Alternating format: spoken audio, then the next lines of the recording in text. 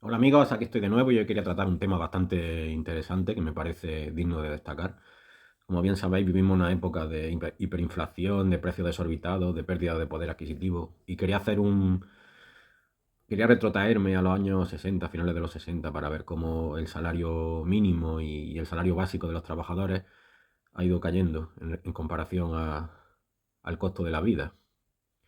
Porque bueno, esto se remonta a mediados de los 60, al año 63, cuando se creó el salario mínimo interprofesional y después se fue manteniendo en unos niveles bastante aceptables hasta que en los últimos años, a pesar de la subida se ha experimentado en los últimos 2 años, pues el poder adquisitivo de la gente ha caído en picado.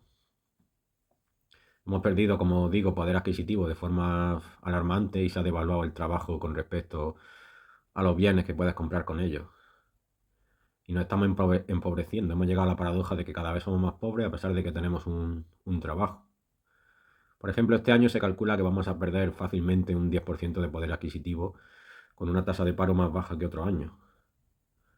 Pero claro, eso también tiene su trampa, porque lo que nos dicen es que hay mucho trabajo en precario, medias jornadas que están mal pagadas. Entonces, este sistema capitalista en el que vivimos pues, profundiza en las desigualdades sociales y en las desigualdades económicas. Porque el Estado, que se supone que tiene que hacer una política de redistribución de la renta para de alguna manera minimizar estas desigualdades, pues vemos cómo no se hace. Y los gobiernos, ya sean de derecha, de izquierda, de cualquier signo político, no hacen ese tipo de política redistributiva, más allá de 4 subvenciones y 4 ayudas que realmente no llegan al grueso de la población. Y lo que estamos viendo es un empobrecimiento progresivo de la sociedad y vemos como una clase minoritaria, una élite, se enriquece cada vez más y más y más, que son básicamente los que controlan los medios de producción.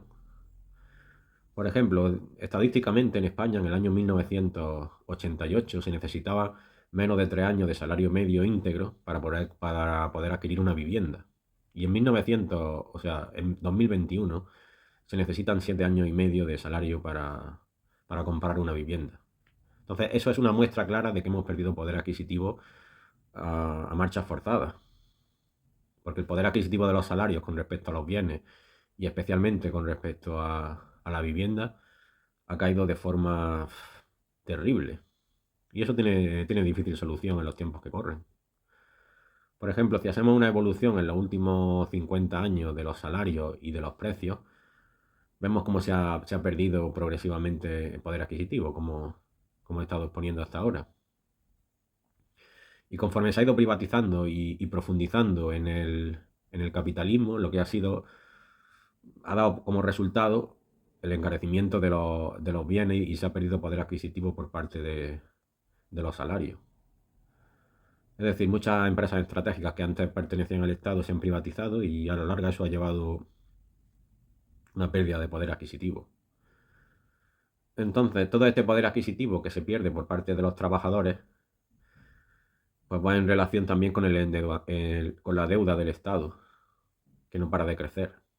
Porque para que os hagáis una idea, en el periodo entre 2007 y 2021, la deuda del Estado se calcula que era de unos 385.000 millones de euros. Y hemos pasado a 1,4 billones. Es decir, hemos cuadriplicado la deuda en un periodo récord de tiempo.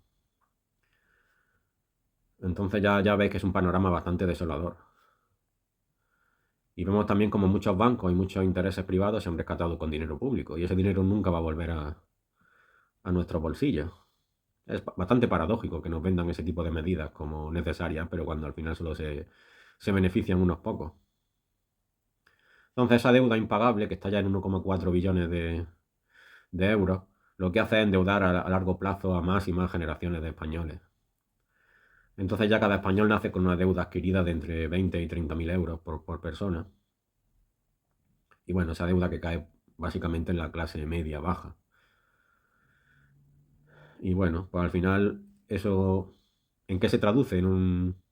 Digamos, a efectos prácticos, pues más privatizaciones, en peores servicios públicos, en una pérdida de calidad en el servicio sanitario bastante evidente, que ya viene arrastrándose por la época pandémica, en la que tuvieron tiempo más que de sobra para invertir más en sanidad y para digamos, para prestar un mejor servicio a la población, pero bueno, han hecho totalmente lo contrario.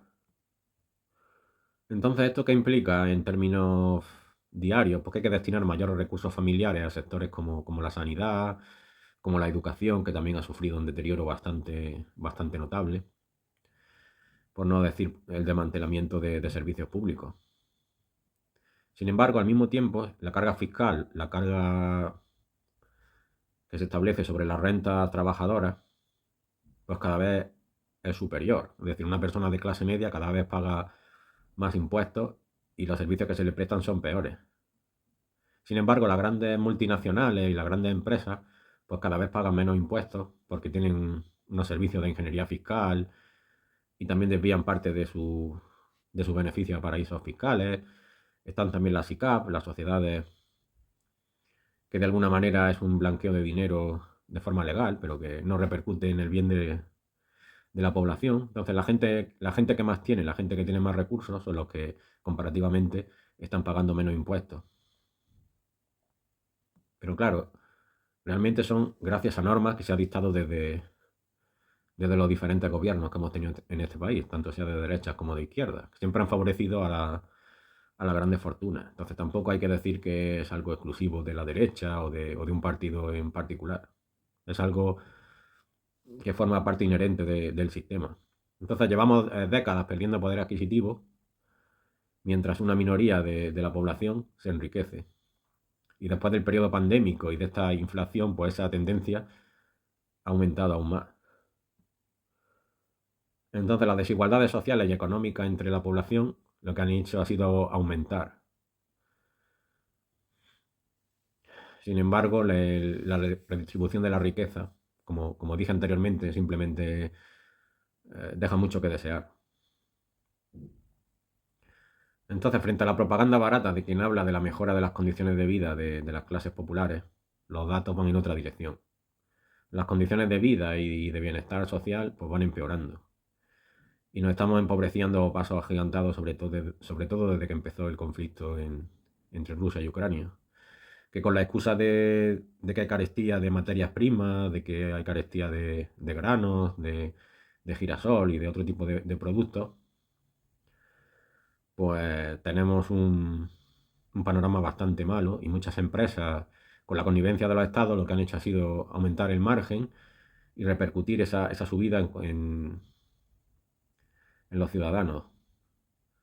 Entonces, bueno, aunque la inflación se supone que se está manteniendo, aunque la inflación subyacente está subiendo, pero en términos reales podemos decir que la inflación puede estar tranquilamente en un 30 o un 40%, porque cuando vamos al supermercado y vemos los productos y hacemos la cesta de la compra, pues vemos como fácilmente el dinero que nosotros empleamos a la hora de comprar nuestros alimentos cada vez vale menos. Y tenemos que emplear un mínimo, un 30 o un 40% más para comprar lo mismo que hace un año atrás.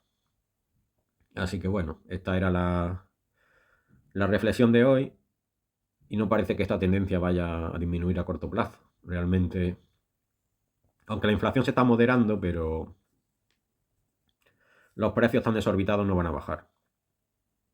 Así que todo lo que sube después no baja. Y los salarios no van a subir en la misma medida que han subido los precios. Así que, desgraciadamente, vamos a perder mucho poder adquisitivo. Y a diferencia de otros años en los que había ciertos sectores o ciertos productos que subían y otros más o menos se mantenían, en el último año hemos visto cómo prácticamente todos los productos han subido de forma escandalosa.